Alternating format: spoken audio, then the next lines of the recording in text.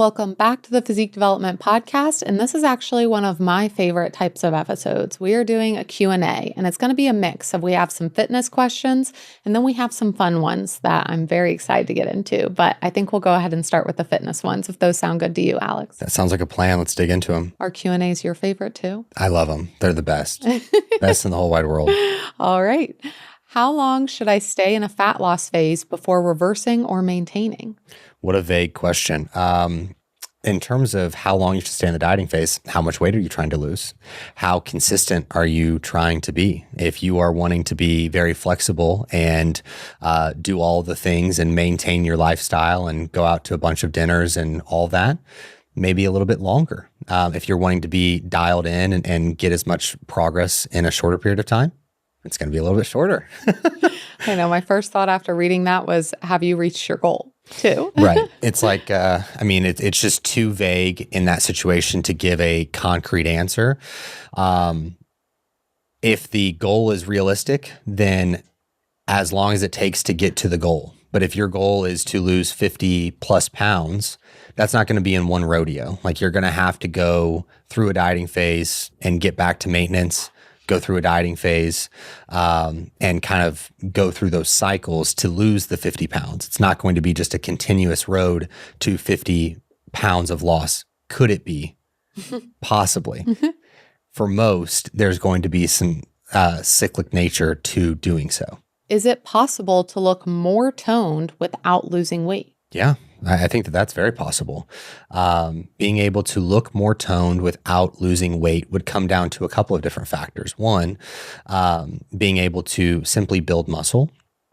The other is going to be having better glycogen stores in that muscle, so more nutrients or carbohydrates as well as water being pushed into that muscle belly. Those things would allow for the roundness and tone that you're looking for to be more prevalent. And both of those things would actually be likely the scale going up rather than you losing weight. Now, could it be something where you have body fat over your arms specifically, if you're thinking your toned arms? Yes. So then you would have to lose body fat for there to be more prevalent tone to your arms. But if we're just speaking in the general sense of can you be more toned without losing body fat? Yes. Well, I think it's also that said without losing weight. And I think that if we're looking at just weight, then yes, that's very possible. Without losing body fat, then that goes into what you said. And another way that you can do this is by getting tan. It's very true. If you can't lose it, tan it. That's what my dad always said. I don't think that's as strong of a... Oh, definitely not. But I thought I would just, But Mike Strange thought so. Mike Strange thought so, and I just thought it was pertinent. It's fair. What are the most underrated things to focus on in a fat loss phase outside of calories and macros? Outside of calories and macros. I'll give my answer. Okay. I think sleep is one of the most underrated things to focus on. People are only focusing on macros in their training, but sleep and stress, I feel like, are big movers there. I think so too. I would say probably steps is a 1A and 1B to sleep in that situation, where having the, and steps is just an easier term for day-to-day movement. With how sedentary a lot of people have become within their work and working from home potentially, that is something that goes flying under the radar for a lot of individuals, because not only is it something that you're not getting adequate caloric expenditure, you're also not getting great circulation of blood flow. Your hips and your back often feel very crappy in being that sedentary.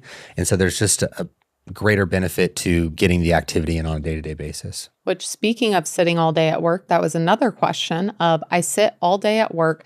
How can I stay active without living at the gym? Getting a walking pad, if you can. And a standing desk is probably the easiest route without having to change a ton. And then being able to optimize before you go into work and the time when you get back home from work. So it's like you've got to make a sacrifice in one of those areas. Are you more someone who's able to get up in the morning and go and do something, or someone who's going to stay up later into the evening. It may be an opportunity for you to walk on a treadmill and watch your favorite show on the treadmill instead of sitting on the couch and doing so in the evening. Or it could be something in the morning where you listen to a podcast or just get outside in nature and have some peaceful time for yourself in the morning and get some activity there. Being able to, if you have an hour for lunch, then spending 30 minutes with something that you had already, prepped and ready to eat, and then spending the last 30 minutes as an opportunity to get steps around the building potentially. Can you take meetings or calls walking, whether it be in your office on a walking pad or taking them outside? Just taking like small opportunities and understanding that you don't have to get everything in these massive chunks. I know that for myself, if I'm behind on steps, let's say that I need 7,000 steps. I'm not speaking out of personal experience or anything. So if I have that many, it's very easy for me to get just daunted by, well, I'm not going to get 7,000, so I might as well just call it a day and do it again tomorrow. But it's going to be better for you to just like, can I get 10 minutes here? Can I get 5 minutes here? And try to get as close as you can with the time that is available to you and figure out how you can do the next day better to not run into that issue again. And one of my sneaky things about movement and steps is people think that I'm like super selfless and super kind, but I'm actually super selfish trying to get my steps. So if you are, whether you're in a work environment or you're at home and somebody needs something, I'm always the first one to volunteer to go get it. So if Alex is like, oh, I meant to go get a Gatorade when I was out in the garage, I'm like, I'll go get it. There's some steps for me. Oh, I'm going to go get my glasses upstairs. Oh, you stay there, honey. I'll go grab your glasses for you. So it's not that I do everything all of the time, but especially, and now Alex has even gotten to the point of he'll look over at me. He's like, did you need steps? And I'm like, what do you need? And he's like, I left my watch upstairs. Can you go get it? Or something like that. But I do that when I'm over at my mom's house. I do that in multiple different situations. If I'll just be like, oh, I'll be the one to go grab that. I'll be the one to go do that real quick to just sneak in some extra steps. And everyone thinks I'm always being so kind and considerate, but I'm actually being selfish. So little life hack there. Just take the compliment. Okay. Low reps is best. High reps is best. Fruit is so it's good. Terrible for you. You should lift heavy. High reps, carbs low are weight. needed. Keto Squats are bad for your Squats knees. are great. You for your should knees. squat ass to Knees over grass. toes. It's fine. It fits my macros. Is for idiots. When there are so many mixed messages going around, it's hard to know what you should even do or focus on. But that's exactly where Physique Development one-on-one coaching comes in. You might have heard of online coaching or even hired a coach before, but we believe in teaching you the why behind what we do while truly taking your life into consideration. We want to train, educate, and empower you to reach your goals and help you to stop spinning your wheels and just finally feel good. And hey, we're here to help you look good too. You need you. Your health is your wealth. So join Physique Development and let us be the last coach you ever need. I really liked this question. What do your coaches actually do during check-ins? What do they actually do? My initial knee jerk is a lot, but let's give some actual context to this. So within the check-ins, they're receiving a lot of data being submitted from the client. So we're looking at a lot of biofeedback markers within digestion, within energy, within training, within sleep, stress mitigation, anything, menstrual cycle. Anything else come to mind? Digestion. I said that. Okay. Got it? Okay. That one. Sweet. Those would be some initial tidbits. Then we're looking at visual photos. And then we're also looking at scale readings if the client's able to get them on a day-to-day basis or 3 times out of the week, what have you, that's there. Looking at their water consumption, looking at maybe some notes that they are sharing on a day-to-day basis of how they were feeling on that particular day or some events that transpired on that day. So we have context to maybe why the scale readings have elevated or why scale readings are down or why maybe their steps were down that particular day because something popped up in the evening. And so we have that data to look at. Then we have training videos that the client will submit that we're maybe reviewing the training of different exercises. Maybe we have things that we're trying to assess within form, or maybe we're looking at intensity of being able to meet a specific RPE or RIR score and getting that assessment in place. Because if you've trained by yourself for a long time, or always have. It's tough to know exactly where you're at getting to failure or if you're cutting it short, because the only assessment is yourself if you're not videoing it. And so that's a really big part of the service, is the training reviews and the detail of that. And so these are all things that they're taking notes on. There could be a possibility of blood panels. There could be a possibility of a GI map that needs to be reviewed, and those things are going to be those things will be reviewed individually as their own. Where we're looking at the blood panel and going through the values of saying, this is what this is what the recommended value is, this is what the optimal value is, this is what's impacting this, and this is why we would either want to change this to, or this is why you may be feeling the symptoms that you're experiencing. And the same thing would go within the GI map. So those are things that they would be doing in check-ins, but would be separate from the check-in video that you would be receiving. And then in the instance that they're receiving new training, let's say that they got new training over the weekend and they're getting into it that week, the coach would be reviewing that as well. And so they would be taking all of that data and speaking to the different factors, answering questions, and then making adjustments accordingly to whatever the goal is going to be. And so then they will be recording a Loom video in response to that data, answering those questions, having conversation on, whatever it may be. Some of my clients, massive football fans. So during football season, we have a little bit of a football recap at the beginning, and then I get into the check-in. So during football season, my check-ins are a little bit longer because we have football recaps to go through, or, different things going on with family members or whatever the case is. It's a very intricate and detailed service. And so there's just a lot of things that need to be addressed. And so we record the Loom videos and then send that off, and maybe we have a few follow-up emails to that, but that's what they're doing in check-ins. Do you feel like that was an accurate representation? Yeah, for sure. We also will go over food logs or talk through those with them, or even like their schedule if they have travel coming up, and being able to really go through that timeline. And it's something where I thought I would actually read a response from a recent check-in and onboarding from a client of just what they felt from receiving it, because I thought that would not only just us telling about it, but then being able to talk about how they felt.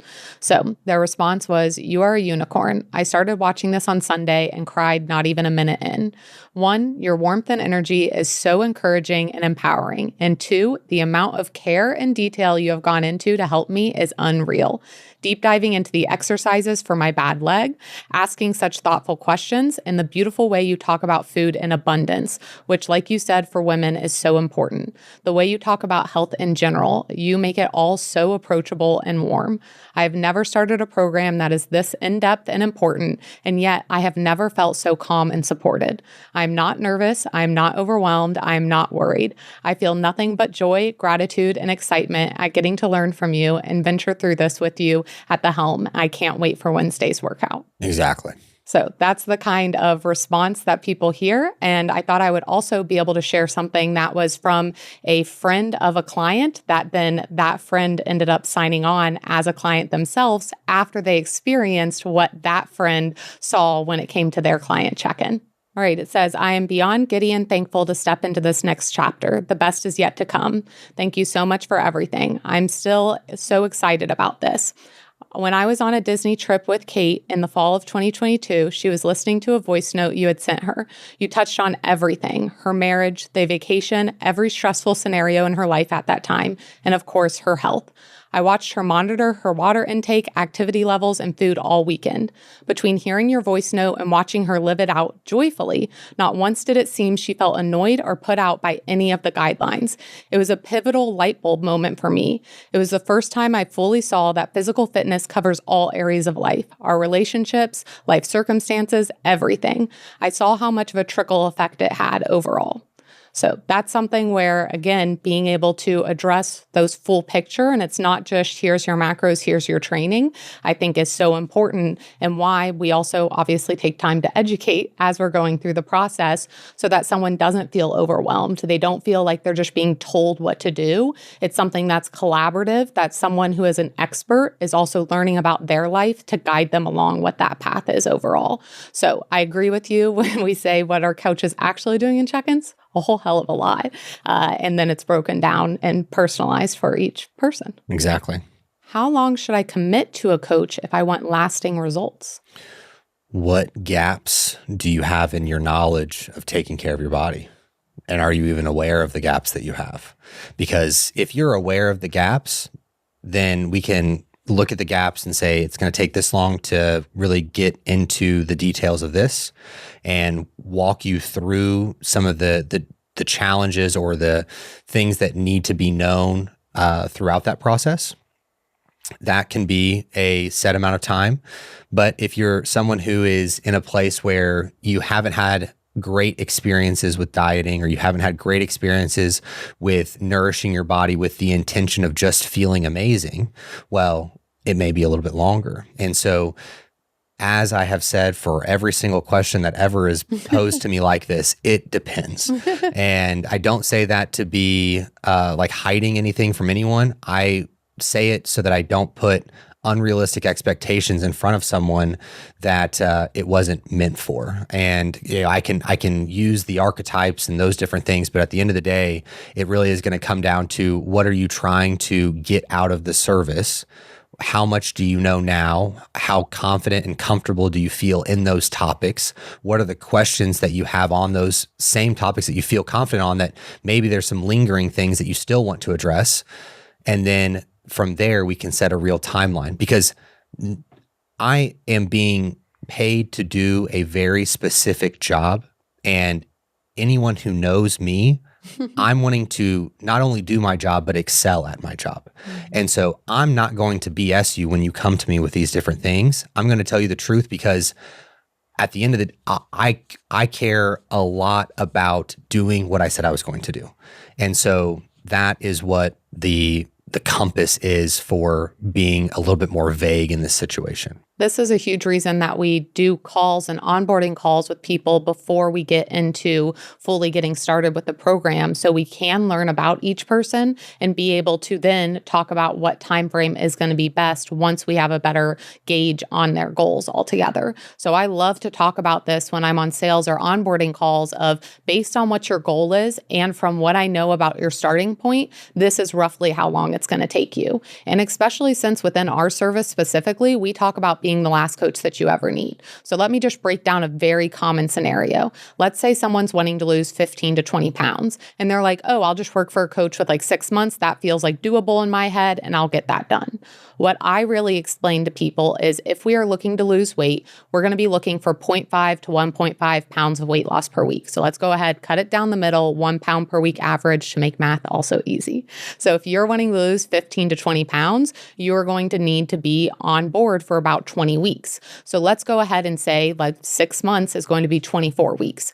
If you came to us and you're not in the spot to diet, you don't have habits down, your digestion's a mess, all of that, we can't specifically go into a diet. Can you still lose scale weight without us being in a diet? Yes, but we want to be able to, again, look at what's realistically going to happen. So we want to do longer than 6 months, because likely to lose that amount of fat, it is going to take longer than 6 months to get you ready to diet, actually go through the diet, and then also reverse from the diet. So then past that, we're not here just to get you results, but to make sure that you can keep those results moving forward. So with somebody who's looking to lose 15 to 20 pounds, depending on a few extra circumstances, I would likely recommend, hey, working with us for 12 months is going to be best case scenario, because again, you're not only able to set up for the diet, go through the diet, then reverse from the diet and keep those results, you're also able to go through more of life. So maybe you go through the holidays, you're going through the summer, you're going through different things that are coming up throughout the year. So you truly know how to maintain those results instead of just getting results and being like, I got my result, I'm good to go back to my life. You really are able to learn through that process and be able to take that moving forward. So I think that with this question, I love this question of how long should I commit to a coach? And especially the part of it saying, if I want lasting results. Because if you just want results, you can get those a lot quicker, so to speak. But lasting results and results that are also sustainable for you, that might take a longer time frame. So I really like to build those timelines for people so it doesn't just feel like, oh, I'm saying longer because I want more of your money. No, I'm saying longer because I want you to see realistically how long this is going to take, and not think I should be able to lose this amount of weight in 6 months no matter what. Because also what you got going on in that 6 months, what's going on in life. We need to take those into consideration. So I think that really being able to look at what your goals are in context to what you're wanting to accomplish of the concept of lasting results means so much when we're looking at that timeline. Correct. Are you sick and tired of your glutes not growing? Turning around in the mirror and seeing a board for a booty? I've been coaching for nearly a decade, helping thousands of women reach their goals. The most common goal? Grow my glutes. Women in their 30s, 40s, 50s, and even 60s able to grow their glutes with the guidance of my training programs. And for all this time, I've kept my best glute growth secrets only for my one-on-one clients. And that changes today. We just released our 12-week glute growth program in the PD training app. It is a 4-day program with exercise and volume adjustments every 3 weeks. You can easily access the program through our app and track every single workout. Each exercise will have a detailed video teaching you exactly how to perform each and every movement. And guess what? I am no longer gatekeeping. I'm sharing every single one of my best glute growth secrets inside this program because you are awesome and I want you to have this program. I'm going to give you $25 off, making it a fraction of what you spent at Starbucks this past month. Use code POD. The link to purchase will be in the description. Now let's get back to the show. Your wife, me, has been kidnapped and is being held in a location 30 minutes away. You're driving to rescue her. It's a warm night. Your windows are down. Do you listen to music on the drive there? Yes or no? Absolutely not. I don't think there is any possible chance that I'm even thinking about turning on the music at all. And if it's 30 minutes away, I'm making it in 12. Do you know you have 30 minutes? My most annoying phrase I hear from my wife. The most annoying, really? I refrain from saying something's 30 minutes so that I can avoid hearing that statement. Oh, tell me how you really feel. Well, just did. Well, I'm glad that you would come and save me. I would. And it would not take me 30 minutes to get there. Well, I know that Pedal much. to the metal. I would basically fly. All right. If you were the main character in a movie of your life, what would the audience be screaming at you to do right now? Take some time off, probably. So real. Yeah. Take some time off and rest my body. Mm-hmm. So tell me to go to sleep and take a vacation for sure. It's not very funny. No, it's not. But at least we know what we'd be yelling at each other. Knowing's half the battle. It's a chapter of life where you are focused on a much grander goal that goes far beyond yourself. And the commitment that that's going to take is uncommonly traveled as well as painful. Mm-hmm. And not something that people want to spend a whole lot of time talking about, but it's the realistic nature of it all. And if you're able to withstand the test of time and remain resilient and continue to make progress and push yourself to do better and pivot when necessary, like you're going to reap the benefit of pushing through all that challenge. But if you were to be watching my current story, you would say, boy, you need to sleep for a little while. You're a burglar, all right? But you only steal things to slightly inconvenience your victims. What are you stealing? Toilet paper. That would be very inconvenient. What about like all of their left shoes? That would be pretty inconvenient. That'd be very inconvenient. Toilet paper, all of left shoes, car keys. Car keys would be super. Not stealing the car, but just the car keys. Just like throw the keys out somewhere, not even trying to take the car. Removing the batteries from a lot of stuff. Oh my gosh, that would be so inconvenient. Just stealing all the batteries out of mostly all battery powered things. Mm-hmm. Ridding them of all detergent. So they have no dish detergent. They have no detergent for clothes. That would be that'd be probably the least inconvenient of all of them. Trying to think of something else that would be like so inconvenient. Taking all of like your pans. That would be pretty inconvenient. Yeah. Or like your bowls or something. What if you just shut off someone's water? Yeah. I was trying to think of like, because at first I was like, well, what if you go into their phone and you like change as far as like every time they type one thing, it like changes to something else. Yeah. But that's not exactly stealing. So then I was like, well, what about something with their power? Like what if you switch like one input to the another one? So they're always like, why is this not turning on? Yeah. It's somehow changing like the remote to do something not what they want it to do. So of the ones that we've said, what is the number one inconvenience that you could burglarize? Well, throwing the car keys or like taking the car keys, because it's very difficult to replace car keys without a car. Would be pretty hard. But the shoe thing, because then it's like you don't have any shoes to wear. Would you just shove 2 right foot shoes But then on? they're 2 different shoes too. Still got, I mean, it's either that you go out with no shoes, 1 right shoe and no left shoe, or you are jammed 2 right shoes that are different shoes. I think the shoe one would be the most inconvenient. I think the car keys is far beyond it. Okay. What's happening without toilet paper? You don't know. You go in there. Well, at least if you're without toilet paper, maybe you have like I almost wipes. just said tissue paper, but not tissue paper. Maybe you have wet wipes, or you have tissues, or you have like paper towels, like worst case scenario, or like you could jump in the shower and like clean off. But like, I'm not saying any of those are ideal. That would be very inconvenient. Yeah. But there's still something that can be done in that situation. Whereas like for shoes, if you don't have another shoe, there's nothing that can be done. Do you think you could even get your left foot into one of your right shoes? I mean, you'd have to probably, because the thing is like you go into anywhere, they're going to be like, you don't have any shoes on. You can't be served. That'd also be really expensive. To replace all the Because you shoes? can't replace just one shoe. You'd have to buy all new shoes. Honestly, I think a lot of people would be happy. They're like, You would be happy. I'd You'd be be like, thrilled. oh, gotta buy all new shoes. time to replace all these shoes. I only liked 3 pairs of them anyway. Oh my gosh. Would you rather get a list of all of your crushes or a list of everyone that hates you? I don't care about either of those, but I guess if I have to pick between the two, haters. Yeah.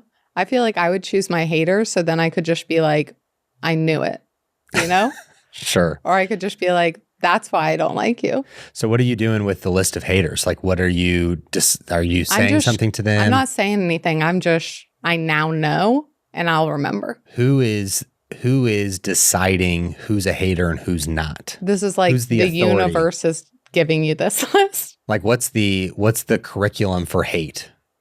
Are they like, this person annoys me and they're on the hater list? Or is it like they are hardcore in every circle talking about how terrible you are and telling everybody that you're a facade and all these different things? What would you like the definition to be? Again, I don't care about either of these, but I'd probably say the list would include all of those people. It would, like, if it was just the hardcore haters, that Like would I be probably already know those. yeah. Or you would hope that it's a pretty short list. Yeah.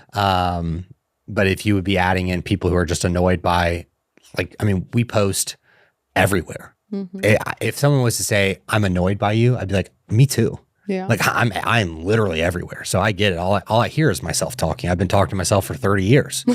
So I get it. Yeah, I guess it would be all inclusive. All right. What's your gym pet peeve that would make you rage quietly but intensely? Gosh, I have a lot of gym pet peeves, and they're not fresh of mind with us training from home. The first one is going to be just a catastrophic disregard for taking care of the equipment. I despise. Now, gym memberships are getting more expensive. They're $100+ in a lot of places, if not $150, $200. So I get that part. But even then, the way that some people treat the equipment that they're using, they have no idea how much it costs. And like, if they were to break that piece of equipment, it would be multiple years of their membership that they would to replace that piece of equipment. And so I despise just abusing equipment. The second thing is of people who are like loading up a barbell or loading up any equipment and then just leaving it. I feel like that's one of the most common ones. Outside of those, I'm pretty advocate for do what you want in there. As long as you're not in someone else's way or hindering somebody else. I'm not in the posse of like, no one should have a camera. Yeah. I think that having a phone or video going while you're in the like locker rooms, a little odd. Yeah. You got to be pretty selective in that situation. But when you're in the gym, you're wanting to be respectful. Or I guess my third one would be someone who is filming and then they get angry at someone for walking through that video that had no idea that you were videoing. It's like it's a public gym. Like you can't expect everyone to bow to you and what you're doing. Like you can still do what you're doing, but you can't expect everyone to like be like, oh my gosh, this is their time. Yes. And then I guess the other thing would be that like someone's workout is more important than the other person's workout. Now there's a couple of different lenses of this. I'm speaking from the place of get off this equipment because I need it. Now, for the person who could be the same person who's on a piece of equipment and they're just scrolling their phone. That was going to be mine. Yeah, it's like of someone like monopolizing equipment, multiple pieces of equipment, all that, which it's like, again, fine if you're going through something and I see you going through it. But if you're just kind of like monopolizing a space and being so oblivious that it is a public gym, then that's something that like really agitates me because it's like, fine if you use the equipment, but if you're just chilling there and you have no intention of what you're doing, I need to use that piece. So like, can we figure something out? Yeah. Or anyone who doesn't allow for you to work in with them. Yeah. I find that to be very odd too. I feel like I've worked in with every type of person ever at the gym. So yeah, that's another, I've got a lot, I guess. Yeah. I went You're like, I can't think of any, but here's 6. Yeah. Here we are. Yeah, obviously the ones that you listed. But again, if people are just oblivious to other people utilizing the gym or like how, and not that, again, you have to be so thoughtful of what everyone else is doing. Like you're focusing on yourself, but you're also being considerate of the fact that other people are training there, I think is really important. Yeah.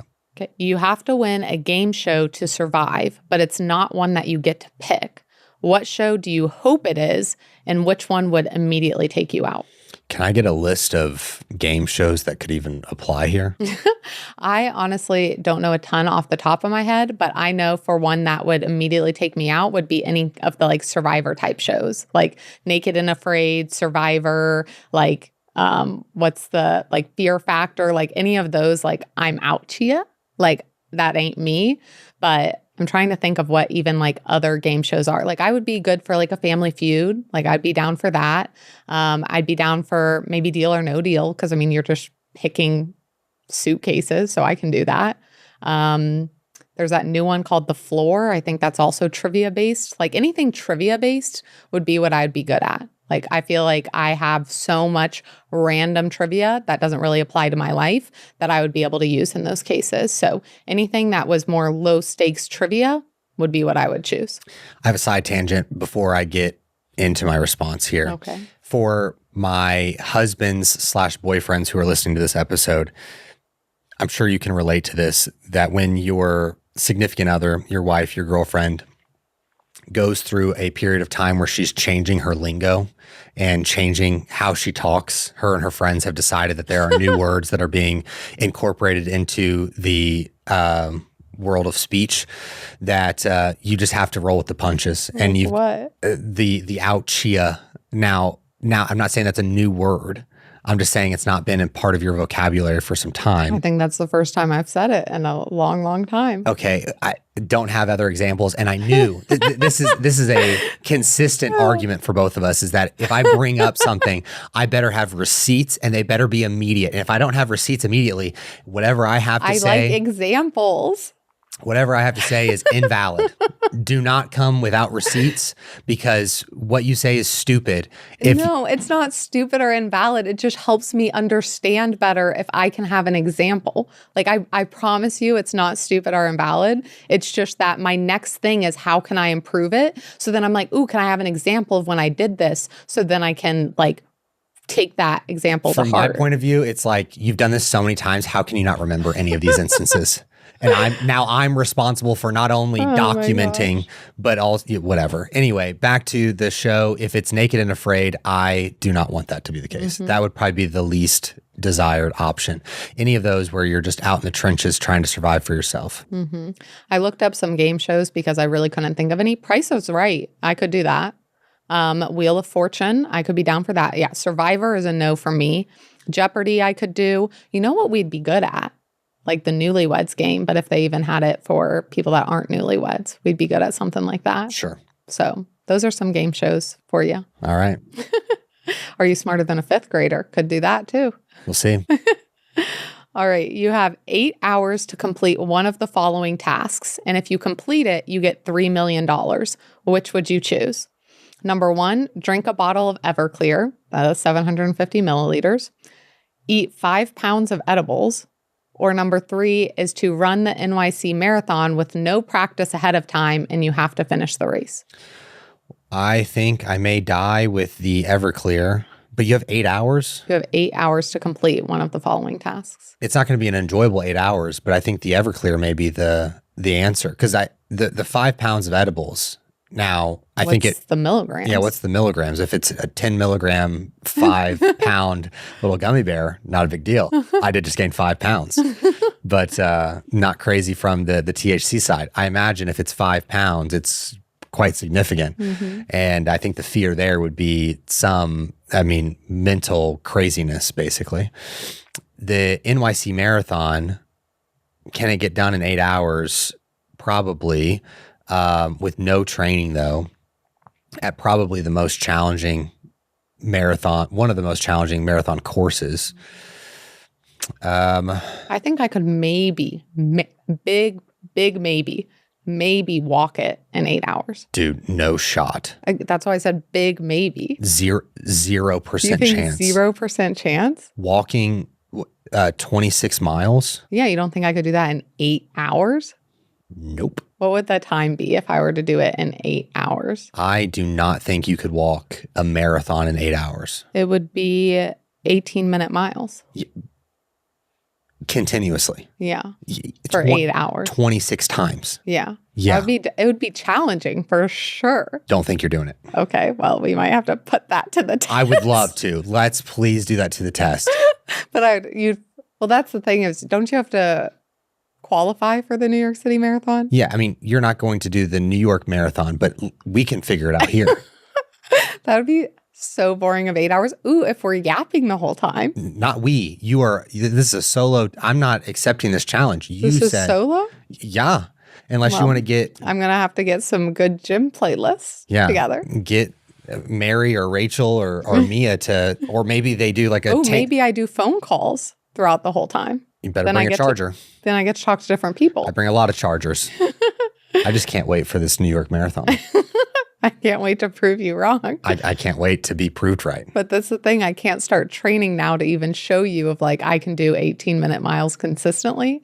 So it's not a matter of doing 18-minute miles consistently. It's 18-minute miles 26 times. Yeah.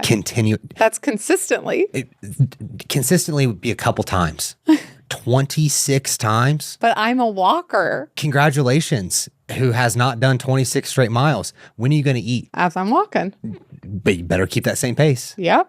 I'll have some gels. I'll have some of those power shots. I'll take some of those on the go. Genius shots is what she's talking about. And there's probably already a short on one of our pages posted of us reviewing this protein drink that just came out. So check that out. Stay tuned. Yeah. Thanks for joining us. You can always ask us questions over on Instagram or shoot them over to us and we'll answer them in a platform like this. But thanks so much for joining. We'll catch you in the next one.